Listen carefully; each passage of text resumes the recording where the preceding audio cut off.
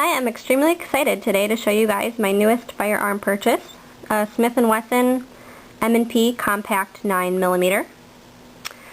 I already had the Ruger LCR and the Keltec P380 for smaller, more lightweight summer conceal carry options, but I was looking for a higher capacity gun for both the range and home defense purposes that I could also still conceal carry if I wanted to. Basically, I was looking for the all-around perfect multi-use gun, and with this gun, I believe I have found it. It's absolutely perfect for me. Initially, I wanted to get a Glock because of their reliability and their ability to shoot reloads without any trouble at all, but Glock grips are, as I've said before in other videos, they're too big and fat for my hands. Even the Gen 4s, even the baby Glock 26, even the single stack 45 that they make. So the M&P is the only 9mm that I have found that truly compares to a Glock in terms of reliability, but yet actually fits my small hands. So it just feels amazingly perfect in my hand. It's very comfortable to shoot. It was seriously love at first touch with this handgun. So let's get down right off the bat here to the nitty-gritty, up close and personal stuff. It is unloaded.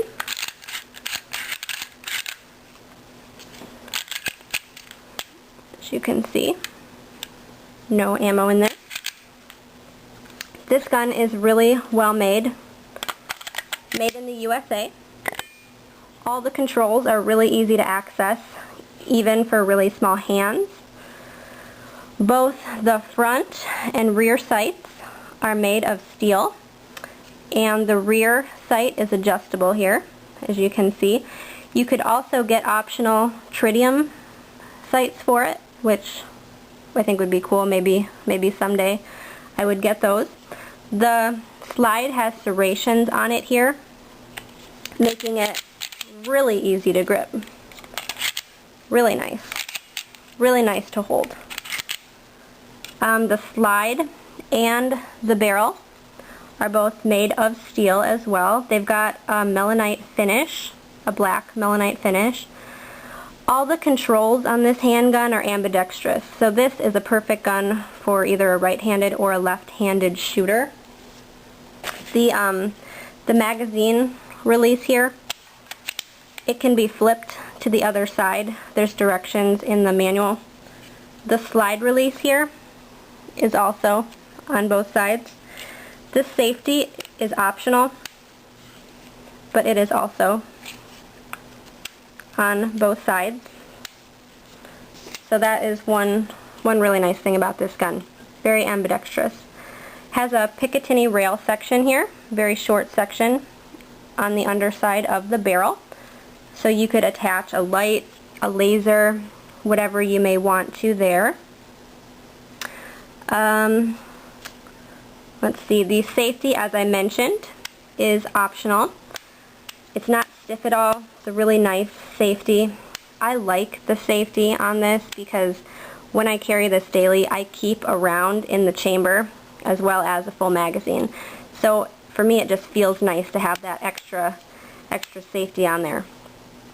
I carry one loaded. It was a little awkward for me at first, a little uncomfortable. I wasn't sure if I wanted to carry one in the chamber, but I've gotten really used to it. I like having one in the chamber. I figure if I ever have to use my gun in an emergency, it'll be easier for me to just click off the safety than it will be to actually rack the slide. So this gun also has a loaded chamber indicator window, which when there's a round in there, you can see it really well. You can see the edge of it. So I really like having that, especially since I carry around in the chamber. When I rack my round in there to put it on for the day, I'd always double check, make sure I can see it, and then I make sure the safety is on when I carry it. So that is really slick. I like that a lot. The capacity of the compact M&P is 12 in the magazine, or 10 if you're in a state where you can't have 12. plus 1. So I carry 13 rounds in this. Out of the box, it came with two 12-round magazines.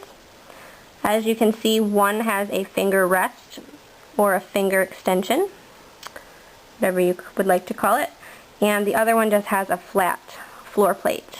Although you can, for an extra like $2, order another one of these extensions if you want to switch it out. They're easy to switch out. Without the extension, like I said, I have really small hands. So without the extension, I can fit all 3 of my fingers on the grip. My pinky might stick off a hair, but I would say most men, they can fit 2 fingers on the flat, with the flat magazine in. So with the extension for men, that allows them to fit all 3 fingers on. For me, you know, I have some extra space, but it is more comfortable for me to shoot with the extension on there, that finger rest. So I like that. But when I'm conceal carrying, I prefer this one because there's a little less to stick out, making it conceal better on my body with this one. So I like to practice more with this, just so I'm more used to what I'm going to have on me as I'm carrying. But both of those are nice options. Let's see here. The mags, I don't know if I mentioned this, the mags are made of steel, not plastic, which is very nice. They're hard for me to load, so I use a magazine loader, which is this is actually a Glock magazine loader, but you know, there's other magazine loaders. So when I carry my gun, at the range I just shoot full metal jackets, but when I carry jacketed hollow points. These are Speer Gold Dot. So that's what I carry in my gun, and using the magazine loader is really easy. You just push down, pop them in, raise it up.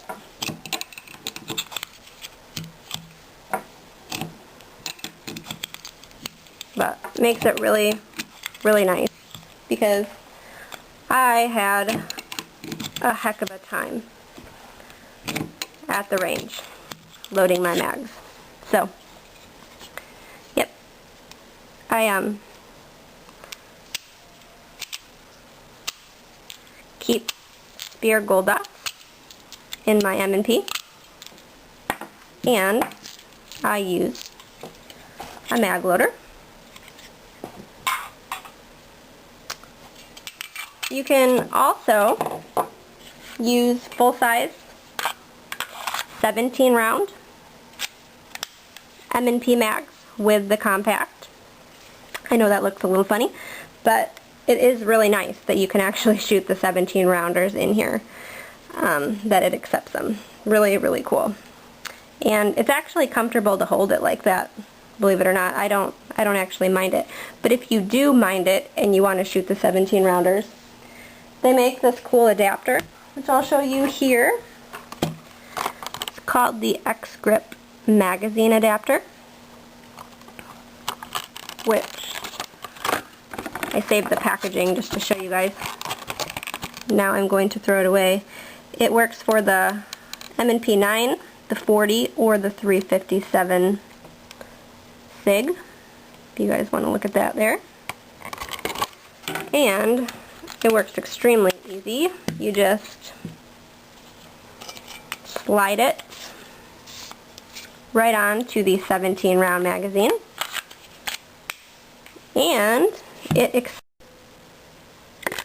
okay, camera shut off. And it extends the grip so you can get a full grip on there. So that is a nice little gadget you can purchase for the compact, so that you can still shoot 17 round magazines in it. Really feels good, really feels solid. It's really easy to just pull that off, switch it to another 17 round magazine, and pop it on. Almost forgot I wanted to show you guys here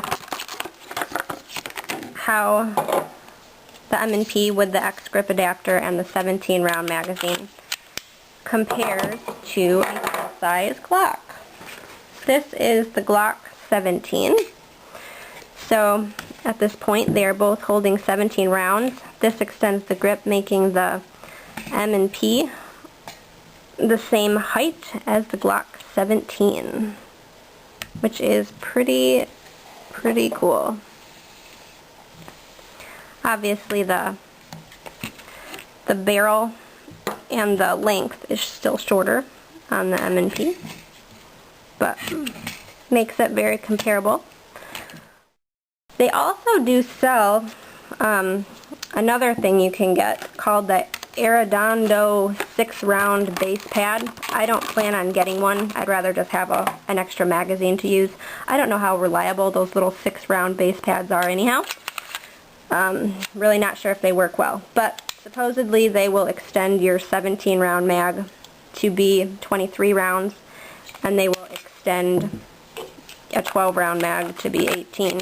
They add 6 to whatever your magazine, and you can get them with an extra spring too, which that's a cool accessory you can get, but I really prefer this magazine adapter just so that I can shoot factory 17 rounders in it. I think that would be much more reliable, but very cool.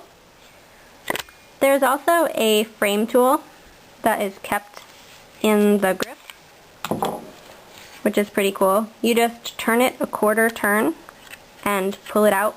You actually have to take that out to change out the back strap on the grip here. And I've got the smallest back strap on it right now. It actually came with 3 different back straps, which, oh, I don't have them with me right now. Sorry about that. There's a small, a medium, and a large. The small works best for my hands. So this tool, you just pop it in and you turn it a quarter turn. So quarter turn and then pull it out. You can switch out your back strap. Really easy. So this smallest back strap fits my hand perfect. I can hold it really good, have a good amount of my finger on the trigger, and it lines up straight with my arm, which is a really good grip on a gun. You want the gun to line up with your wrist and your forearm, all directly in line. If they don't line up, you'll end up holding the gun something like this. That will not be as comfortable for shooting, and it will also affect your accuracy. So you want a gun to line up with your forearm for shooting, while you've got a good grip on it, while you've got your finger on the trigger. So that's how you want a gun grip to fit you. The Glock, as I mentioned, huge grips. I've shown this in another video. For me to get a good grip on it, it doesn't line up with my arm. It's hard to show here, but it ends up going sideways. Because I can't get a proper grip on it, it really affects my accuracy when I'm shooting. The Glock, when I shoot, it makes me shoot low and to the left because I can't line it up with my arm properly. So, another really nice thing about the M&P is that disassembly of this gun is extremely easy, even for really small, weak hands like I've got. So I'll go ahead and show you that here. First, you just take out your magazine, and you pull your slide back and do the push up on the slide catch so that it's open for you. Inside here, underneath this, there's a little lever. I don't know if you can see it. That is the sear deactivation lever. I just stick my pinky finger on top of it and pull it down all the way into the magazine well. If your pinky won't fit in there, you are supposed to use this tool, which I just showed you. You just rotate it, pull it out. You use that tool to push down on that lever to get it all the way down as far as it'll go in the magazine well. So, first unload it, then rack your slide, then push down the sear deactivation lever. And then right here you've got a rotating takedown lever, which is spring-loaded. So if you let it go, it's just going to spring back on you. So you need to hold that down. And then I hold it like this, and I push back on my thumb, pulling the slide back a little bit. I push on the slide this way with this hand a little, push back on my thumb until it clicks. You don't have to do it very far, which is really nice for weak hands. So, did you hear that? Then you slide it off. Now you can clean your gun. This is the recoil spring. You take that off by pushing in on it, pulling it off a little bit. And then here you've got your barrel that you can take out. So, extremely, extremely easy. When you put it back together, just make sure for the barrel that these ridges here are up. And then for the recoil spring, this end goes in that hole. And then on this end, you have to push a hair to get this in there, but you can see that little half moon groove. You're going to want the edge of this, the rim, to fit down in there. So, push it in there, push it in there, so that it is in there nicely. And then you carefully slide it all back together in line so that it all lines up properly.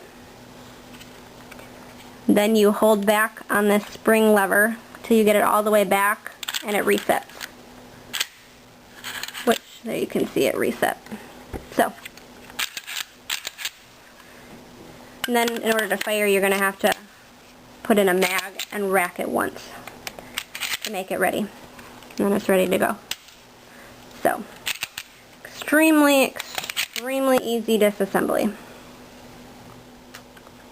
Since I was originally looking to get a Glock when I discovered the M&P, and they are both very comparable 9mm duty pistols, I just want to do a quick comparison about the triggers. The M&P was designed better to fit a human hand. It's definitely more ergonomic than a Glock. I already mentioned how the M&P has a smaller backstrap, which is better for smaller hands, but it also has a better designed trigger, which is better suited for shorter fingers. On the M&P, the trigger itself is positioned further back towards the grip than on a Glock. So, as you can see here, I'm holding the grips the same. The trigger is further back on the M&P, which is really nice for shorter fingers. Also, one thing to mention is trigger pull. The trigger pull is actually heavier on the M&P than it is on the Glock, even though it feels lighter. The trigger pull is the force it takes for the trigger to break. If you imagine a weight hanging on the triggers, how much force it takes for it to go off. On the M&P, the trigger pull is 6.5 pounds. On the Glock, it's 5.5. So technically the Glock has a lighter trigger, but the reason it doesn't feel like it is because the trigger travel, I guess you would call it, is shorter on the M&P. Trigger travel is the distance the trigger must go from rest to fire, how much it actually has to move to go off. So trigger travel on the M&P is just under 1/3 of an inch, 0.3 of an inch to get it to go off. On a Glock, it's 0.5 of an inch. So you actually have to pull the Glock trigger back further. It has a much longer pull for it to go off. Once you go back that distance, the weight itself, the pull, is lighter. On the M&P, you don't have to go as far, but the pull, once you get there, is a little heavier. So, if you're actually used to shooting a Glock, the M&P trigger might catch you a little off guard and fire before you're totally ready, just because of that shorter length of pull, making it feel like it has a lighter trigger when in all actuality it does not. So, for small hands, that small grip, that shorter distance of travel, and the fact that the trigger is positioned closer to the grip makes it really easy for small hands to fire. Whereas, you know, Glocks a little bit chunkier, longer pull, trigger further away from the grip. Just something to think about. The M&P is, in terms of reliability, very comparable to the Glock. The chamber on the M&P is cut like a Glock. It can accept any ammo. I haven't fully broken in the M&P yet. I've put a little over 200 rounds through it. I only shot reloads through the M&P. Actually pretty quirky reloads that would not fire in anything other than a Glock. The ammo I was shooting in this, the reloads failed 100% of the time in a PF9, but they ran through the M&P no problem. In about 200 rounds or so, I had 2 jams with the M&P, with the crazy ammo, and you know, it wasn't broken in. So I know that this is just as reliable as a Glock.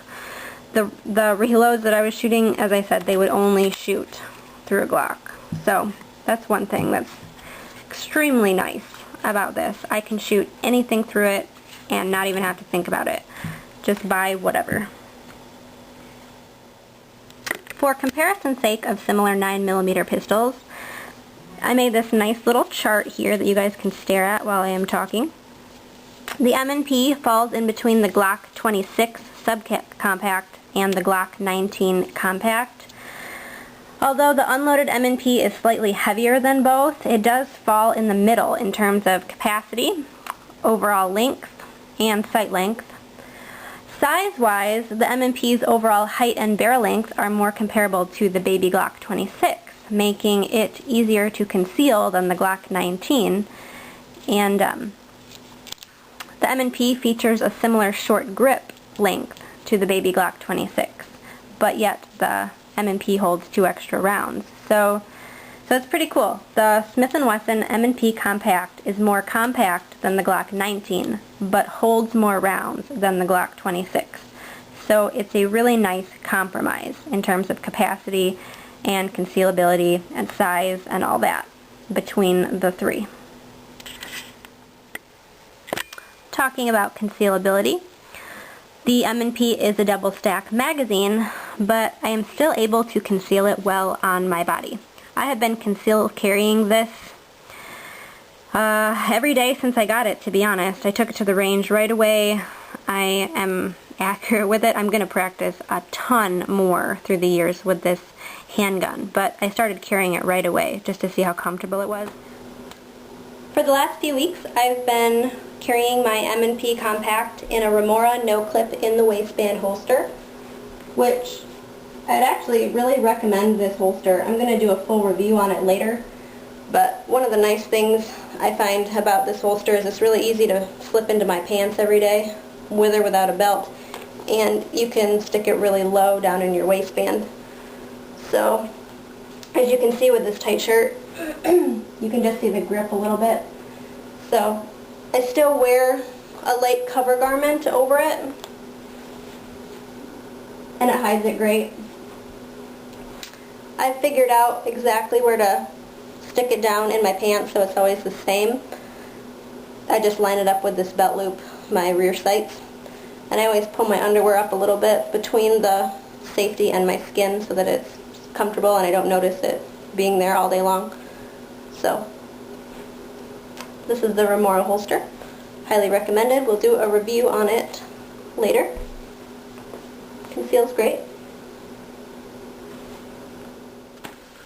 If you guys have seen my videos before, you know I'm a big fan of the Crossbreed Supertuck holsters.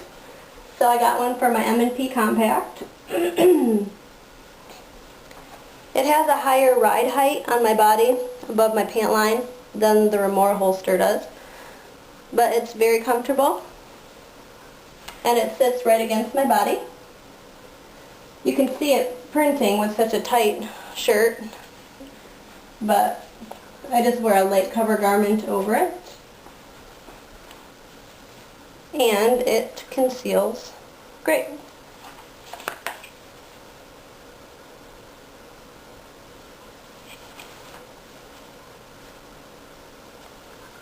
I do not find that it is too heavy to wear with either of these holsters.